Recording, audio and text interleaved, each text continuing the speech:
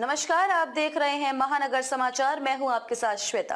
तो चलिए रुक करते हैं आज की बड़ी और प्रमुख खबर पर। आपको हमारे साथ लड़ना है तो मर्द की तरह। वोटर्स लिस्ट को लेकर संजय राउत ने बीजेपी को घेरा। महाराष्ट्र में विधानसभा चुनाव से पहले विपक्षी गठबंधन महाविकास आघाड़ी एमवीए के नेता लगातार वोटर्स लिस्ट में गड़बड़ी का मुद्दा उठा रहे हैं। उद्धव ठाकरे गुट के नेता संजय राउत ने आरोप लगाते हुए कहा कि चुनाव आयोग की मदद से बीजेपी मतदाता सूची में घोटाला करने की कोशिश में है। ये लोग लोकतंत्र को खत्म करने का प्रयास कर रहे हैं। शिवसेना यूबीटी नेता संजय राउत ने कहा, बीजेपी और उनके जो चेले चपाटे हैं वो चुनाव हारने जा रहे हैं। वो किसी भी हालत में जीत नहीं पाएंगे। हमने उन्हें लोकसभा में हराया और वे विधानसभा चुनाव में भी हार रहे हैं।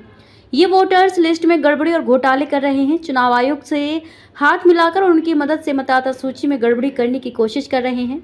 उन्होंने आगे कहा, बीजेपी लगभग 150 विधानसभा सीटों पर चुनाव लड़ रही है और वे उन लोगों को ढूंढ रहे हैं जिन्होंने लोकसभा चुनाव में एमवीए को वोट दिया है और उनके नाम फर्जी मतदाताओं से बदल रहे हैं।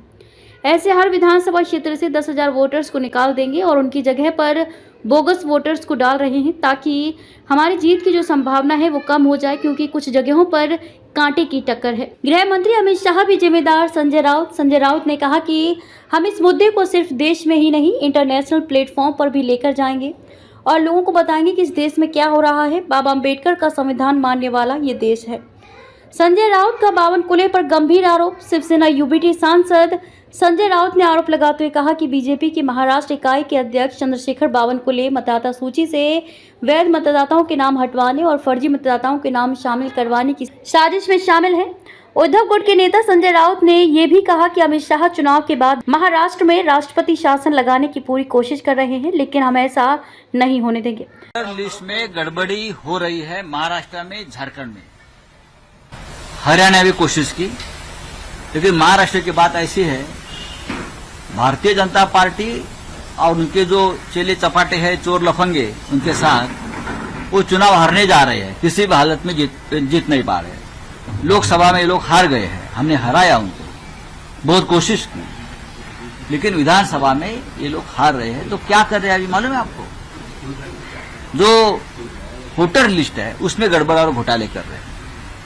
चुनाव आयोग को से हाथ मिलाकर चुनाव आयोग उनको मदद कर रहा है। हर विधानसभा क्षेत्र में जहां बीजेपी लड़ने जा रही है, लगभग 150 विधानसभा क्षेत्र है जहां बीजेपी लड़ेगी, वहां वो ढूंढ रहे हैं ऐसे वोटर्स को जिसने लोकसभा में महाविकास आघाड़ी को वोटिंग किया है, मतदान किया है। ऐसे हर विधानसभा क्षेत्र से 10,000 वोटर्स को निकाल देंगे, डिलीट कर रहे हैं और उनके जगह पर 10,000 बोगस वोटर्स को डाल रहे हैं, क्योंकि हमारा जो जीतने की संभावना है वो कम हो जाए, क्योंकि कांटे की टक्कर है कुछ जगह पे। ये सबसे बड़ा घोटाला हमारे लोकतंत्र में चुनाव आयोग की मदद से होने जा रहा है।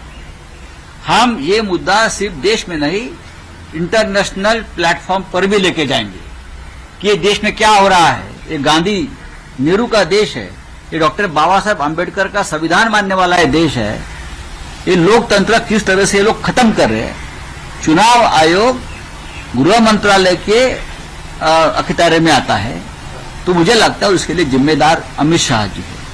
आपको हमारे साथ लड़ना है तो मर्द की तरह सामने आइए, चुनाव लड़िए, लोगों में जाकर लड़िए, आपको पता चलेगा क्या है वो।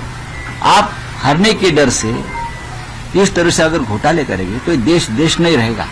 चार प्रमुख नेता इस पूरे मास्टरमाइंड है, इस पूरे घोटाले के कौन नेता है? कुछ चंद्रशेखर बावनकुले ने तो एक विशेष प्रशिक्षण शिविर लिया नागपुर में कि एक घोटाला हम कैसे करना चाहते हैं और कैसे कर सकते हैं, पूछे उनको।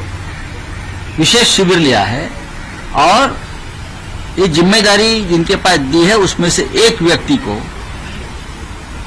विधान परिषद में जो गवर्नर्स नॉमिनेशन में जो एमएलए हुए हैं ना, उसमें से एक व्यक्ति को ये पूरा जिम्मा दिया है।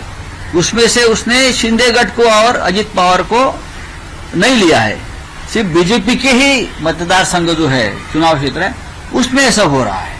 उसका मतलब है शिंदे को भी ये अब हराने वाले हैं और अजित पवार को भी हराएंगे। लेकिन आरोप लगा रहे कि आप लोग हारने के डर से नया शगुफा छोड़ रहे हैं। बावनकुले से हमको ये बात सीखने की जरूरत नहीं है। बावनकुले जी, आप कभी भी सही तरीके से चुनाव नहीं लड़े और नहीं जीते हैं।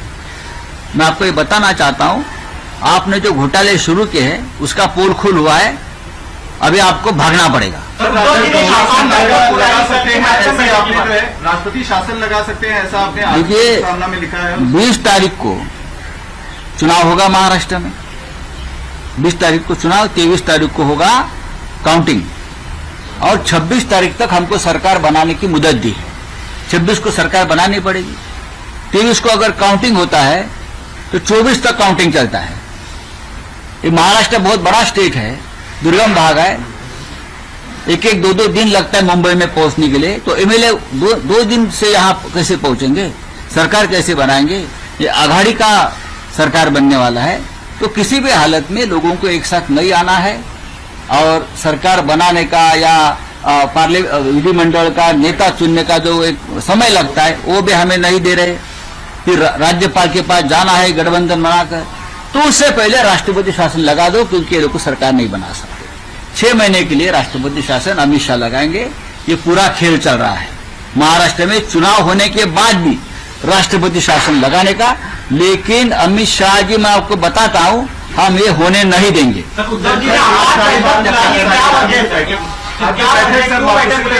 आज 12:30 बजे एक अर्जेंट बैठक हमने बुलाई है, उद्धव साहब ने, शिवसेना प्रमुख ने, सभी प्रमुख नेताओं की, और 12:30 बजे हम मातोश्री में बैठेंगे और कुछ महत्वपूर्ण निर्णय हम लेने जा रहे हैं। खबर के अंत में खबरों में अब तक के लिए बस इतना ही।